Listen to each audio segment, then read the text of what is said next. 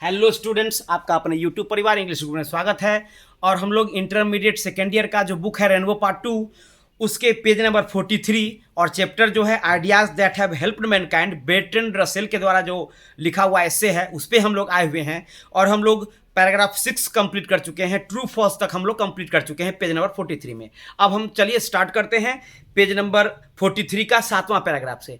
अगर इसके पहले का आप चैप्टर अगर आप देखना चाहते हैं, मेरे वीडियो पे नए हैं तो आप इसके डिस्क्रिप्शन से लिंक से आप जाकर के देख सकते हैं। मैंने 1 से लेकर के यहां तक आप एक पर एक लाइन तोड़ तोड़ के आप लोग को समझाया है, ठीक है। चलिए तो स्टार्ट करते हैं 7वां पैराग्राफ से। कह रहा है has civilization taught us to be more friendly towards one another. Has civilization taught us, civilization means क्या होता है? सभ्यता, और टीच मीन्स क्या होता है? पढ़ाना। तो हैज सिविलाइजेशन टॉट अस, क्या सभ्यता ने हमें पढ़ाया है, सिखाया है? To be more friendly towards one another, मतलब एक दूसरे के प्रति ज्यादा दोस्ताना व्यवहार करना। कहता क्या सभ्यता ने हमें एक दूसरे के प्रति ज्यादा दोस्ताना व्यवहार करना सिखाया है?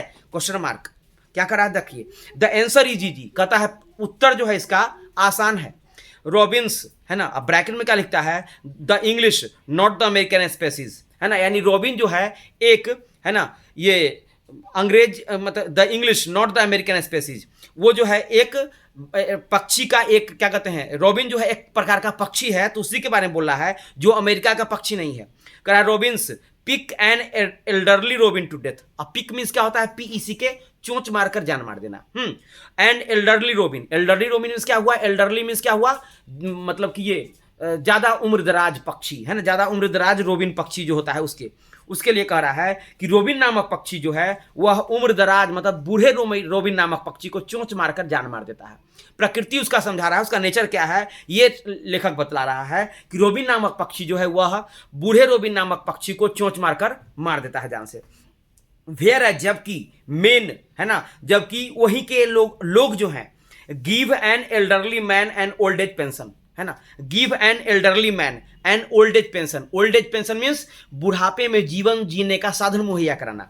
तो वही कहा, जबकि वहां के लोग जो हैं वे बूढ़े लोगों को, मतलब अपने पेरेंट्स को, अपने दादा दादियों को, उन लोगों को बुढ़ापे में जीवन जीने का साधन उपलब्ध कराते हैं। मतलब पक्षियों में और मनुष्य के बीच में अंतर बताया कि वो जान मार देते हैं और ये जो है बुढ़ापे में जीवन जीने का साधन मुहैया उपलब्ध कराते हैं।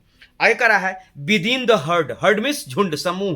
कहता समूह के अंदर we are more friendly to each other, हम लोग एक दूसरे से ज्यादा दोस्ताना व्यवहार करते हैं। बिल्कुल सही बात है। आप किसी पार्टी फंक्शन में जाते हैं, किसी भी समारोह में जाते हैं तो वहां बिल्कुल सभ्य बन के रहते हैं, चाहे आप कितने भी मनबर हो, कितना भी आपको मारपीट में मन लगता हो, लेकिन वहां एकदम सभ्य रहिएगा कि हम एकदम सब हैं। तो यहां पे बोला है कि विद इन द हर्ड, मतलब समूह के अंदर we are more friendly to each other, हम लोग एक दूसरे से ज्यादा दोस्ताना व्यवहार करते हैं, एक दूसरे से ज्यादा अच्छे से रहते हैं। Then are species of animals, then are many species of animals, बहुत सारे जानवरों के प्रजातियों की तुलना में। कहता है बहुत सारे जानवरों की प्रजातियों की तुलना में हम लोग समूह में जब रहते हैं तो ज्यादा दोस्ताना व्यवहार करते हैं, और जानवर लोग जब समूह में रहता है तभी वो क्रूर व्यवहार करता है। कभी भी आप बिल्ली को झुंड में नहीं देख सकते हैं, ठीक है। वही आगे कह रहा है but in our attitude towards those outside the herd, but in our attitude, attitude means रवैया, व्यवहार। कहता लेकिन हमारा व्यवहार, हमारा रवैया towards those outside the herd, मतलब कि उस समूह से बाहर होकर के, जब हम उस समूह से बाहर होते हैं तब हमारा रवैया in spite of all that has been done by moralistic and religious teachers. कहता है इन स्पाइट ऑफ मीन्स के बावजूद, है ना, all that has been done मतलब सभी काम किया गया है by moralist and religious teachers. Moralist means क्या हुआ? नैतिक शिक्षा देने वाले, है ना। रिलीजियस टीचर्स मीन्स धार्मिक गुरु, मतलब नैतिक शिक्षा देने वाले और धर्म के प्रति हमें शिक्षा देने वाले धर्म गुरुओं, है ना, के सिखाए जाने के बावजूद भी कहता है कि हम लोगों को सिखाने के लिए धर्मगुरु भी उपलब्ध हैं, है ना, हमें नैतिक शिक्षा देने वाले गुरु भी उपलब्ध हैं, शिक्षा देने वाले गुरु भी उपलब्ध हैं। उन सबों के बावजूद भी our emotions are as ferocious as those of an animal. Our emotions मतलब हमारी भावनाएं are as ferocious, ferocious means भयावह, खतरनाक। हमारी भावनाएं उतना ही ज्यादा खतरनाक होती जितना किसी जानवर की। बिल्कुल सही है, जबकि उनको पढ़ाने लिखाने के लिए कोई शिक्षक भी मौजूद नहीं, इसके बावजूद भी। अब आगे कर रहा है and our intelligence enables us to give them a scope. कहता और हमारी बुद्धिमत्ता जो है हमें इस योग्य बनाती है कि हम उन्हें एक बड़ा क्या कहते हैं, एक स्कोप मतलब एक बड़ा उनको साधन उपलब्ध कराएं, एक बड़ा साधन उपलब्ध कराएं which is denied to even the most savage beast, है ना, जिसका खंडन एक हिंसक पशु के द्वारा किया जाता है। यह प्रवृत्ति केवल मनुष्य में ही पाई जाती है। आगे कह रहा है इट मे बी होप्ड, यह आशा किया जा सकता है कि द नॉट वेरी कॉन्फिडेंशियली, कहता यद्यपि काफी, कॉन्फिडेंशियली मीन्स क्या हुआ, काफी गुप्त रूप से, यद्यपि काफी गुप्त रूप से नहीं, दैट की the more human attitude, human means मानवीय, है ना, कहता है कि काफी ज्यादा मानवीय रवैया व्यवहार, बिल, है ना, इन टाइम कम, आएगा, एक समय आएगा, टू प्रिवेल, है ना, इन सारे चीजों से हमें हमारा बचाव करने के लिए आएगा। बट सो फार, लेकिन अभी तक the omens are not very propitious, omens means क्या हुआ, संकेत, है ना, प्रिपेचुअस मीन्स अनुकूल, कहता है लेकिन अभी तक जो है संकेत वो अनुकूल नहीं हुए हैं। अब पैराग्राफ 8 में कह रहा है all these different elements must be borne in mind, है ना, कहता ऑल दीज डिफरेंट एलिमेंट्स, कहता है ये सारे भिन्न भिन्न तत्व जो हैं must be borne in mind, हमारे दिमाग में अवश्य उत्पन्न होने चाहिए। इन कंसिडरिंग, यह विचार करते हुए, सोचते हुए, कंसिडर मीन्स गहरे रूप से सोचना, विचार करना, करते हुए what ideas have done most to help mankind, कि किन विचारों ने मानव जाति की ज्यादा मदद किया है।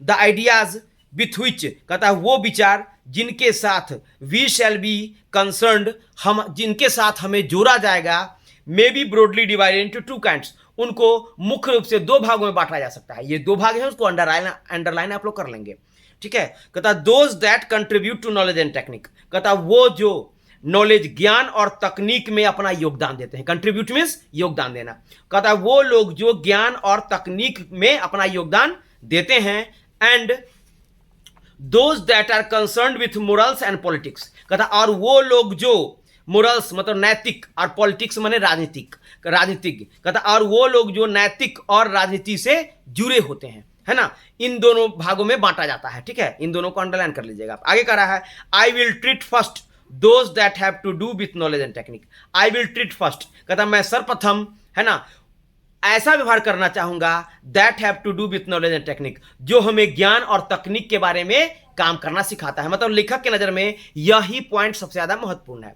पैराग्राफ 9 में कह रहा है the most important and difficult steps were taken before the dawn of history, the most important and difficult step, the most important, important means आवश्यक, डिफिकल्ट मीन्स कठिन, कहता है सबसे ज्यादा महत्वपूर्ण और कठिन स्टेप्स मीन्स कदम, वेयर टेकन उठाए गए, before the dawn of history, dawn of history means इतिहास के प्रारंभ में, डॉन मीन्स ऐसे होता है भोर, कहता है इतिहास के प्रारंभ में सबसे महत्वपूर्ण और कठिन कदम उठाए गए। At what stage language began, कहता किस अवस्था में भाषा का शुरुआत हुआ, इज नॉट नोन, यह किसी को जानकारी नहीं है, but we may be practice certain that, कहता लेकिन हम लोग निश्चित रूप से, है ना, क्या कहते हैं, निश्चित हो सकते हैं इस बिंदु पर कि इट बिगेन वेरी ग्रेजुअली, यह काफी धीरे धीरे विकास किया, ग्रेजुअली मैंने काफी धीरे धीरे, क्रमिक रूप से, भाषा जो है काफी क्रमिक रूप से आगे की ओर बढ़ा। विदाउट इट, बिना इसके, it would have been very difficult, है ना, कहता बिना इसके मतलब भाषा के बिना काफी कठिनाई हमें हुई होती किस चीज में, टू हैंड ऑन, सुपुर्द करना, फ्रॉम जनरेशन टू जनरेशन, कहता है एक पीढ़ी से दूसरी पीढ़ी में, है ना, हस्तांतरित करने में काफी कठिनाई हुई होती किस चीज को, the inventions and discoveries that were gradually made, वो खोज और आविष्कार जो धीरे धीरे खोजे गए, जो धीरे धीरे बनाए गए, उन्हें एक पीढ़ी से दूसरी पीढ़ी में देने में हमें भाषा के बिना काफी कठिनाई महसूस हुई होती। अब 10वां पैराग्राफ कहता है अनदर ग्रेट स्टेप, कहता दूसरा महान कदम, which may have come either before or after the beginning of language was the utilization of fire, का दूसरा महत्वपूर्ण कदम क्या था, आग का इस्तेमाल, यूटिलाइजेशन ऑफ फायर, का दूसरा महत्वपूर्ण कदम जो शायद, है ना, which may have come either before or after the beginning of language, जो शायद भाषा के शुरुआत से पहले या भाषा के शुरुआत के बाद आया होगा, वह क्या था, आग का इस्तेमाल करना, आग का यूज करना। आई सपोज दैट, कहता है मैं मानता हूं, मैं विश्वास करता हूं कि एट फर्स्ट, सर्वप्रथम, fire was chiefly used to keep away wild beasts while our ancestors slept, कहता मैं इस बात से सहमत हूं कि सर्वप्रथम आग का मुख्य इस्तेमाल उस समय किया जाता था जब हमारे पूर्वज सोते थे, तो जंगली हिंसक पशुओं को दूर रखने के लिए आग का प्रयोग किया जाता था। But the warmth must have been found agreeable, कहता लेकिन इसकी गर्माहट जो थी, है ना, must have been found agreeable, वह अवश्य ही सहमति योग्य पाया गया। प्रिजम्बली, संभवतः, है ना, प्रिजम्बली मीन्स संभवता। ऑन सम ओकेजन, किसी अवसर पर, अ चाइल्ड गॉट स्कॉल्डेड, एक बच्चे को डांटा गया, क्यों? तो for throwing the meat into the fire, मांस के टुकड़े को आग में फेंक देने के कारण संभवतः किसी अवसर पर बच्चे को डांटा गया होगा। But when it was taken out, लेकिन जब उस मीट के टुकड़े को आग से बाहर निकाला गया, it was found to be much better, पहले से कहीं ज्यादा अच्छा खाने में लगा। आग में गया तो सीज गया, आप कच्चा खाते थे, आग में गया सीज गया तो खाने में ज्यादा अच्छा लगा। एंड सो, है ना, the long history of cookery began, cookery माने पाक विज्ञान कहता, और इस प्रकार पाक विज्ञान का लंबा इतिहास प्रारंभ हुआ। तो इस प्रकार स्टूडेंट्स आपका पेज नंबर 44 तक आपका 10वां paragraph ideas that have helped mankind का मैंने समाप्त कर दिया है। अब कल आपका 11 से लेकर के 11, 12 और 13 आपका ये चैप्टर खत्म हो जाएगा। उसका इसका जस्ट क्वेश्चन आंसर पर हम लोग आ जाएंगे। अगर किसी भी पॉइंट में आपको समझने में परेशानी आई हो, दिक्कत आई हो, तो आप कमेंट बॉक्स में जरूर लिखें। आज के लिए इतना ही, धन्यवाद।